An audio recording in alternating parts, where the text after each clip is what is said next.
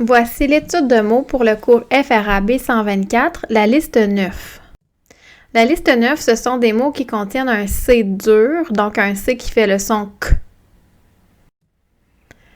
Les mots sont brocoli, cadenas, cafétéria, caisse, carotte, carré, carte, chocolat, clémentine, cocher, coffre, coiffure, collation et confiture.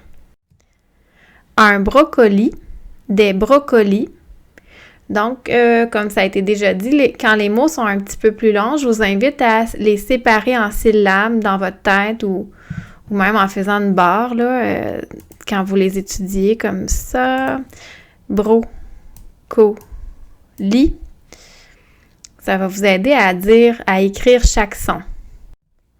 Un cadenas. On dit souvent cadenas, mais on doit écrire cadenas. Cadenas. Il y a un S muet à la fin. Une cafétéria. Cafétéria. Et on reconnaît le mot café dans cafétéria. La caisse, par exemple, quand je mets de l'argent à la caisse, on doit mettre 2 S parce que s'il n'y en avait qu'un, ça ferait le son Z parce qu'on a 2 voyelles. Donc ici, on a 2 S, ça fait le son S. Une carotte, 1 R, 2 T, c'est différent en anglais. Carotte. Quand on sépare les syllabes, on va séparer entre les 2 lettres pareilles. Carotte. Maintenant, on a le mot carré et le mot chocolat. Donc, un carré de chocolat. Carré. 2 R du chocolat, comme c'est bon. Chocolat. Il y a un T muet à la fin de chocolat. Une carte, ça peut être une carte postale, une carte routière, une carte de crédit. Une carte. Une clémentine.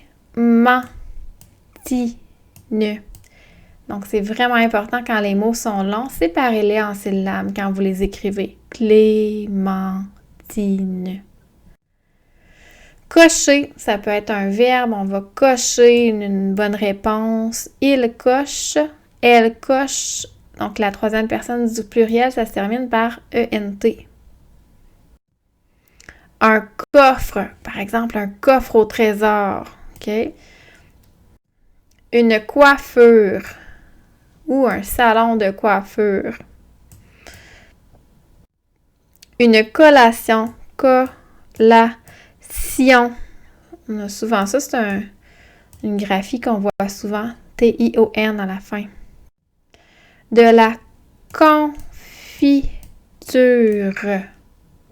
Confiture. Voilà, les mots étaient brocoli, cadenas, cafétéria, caisse, carotte, carré, carte, chocolat, clémentine, cocher, coffre, coiffure, collation et confiture. Bravo!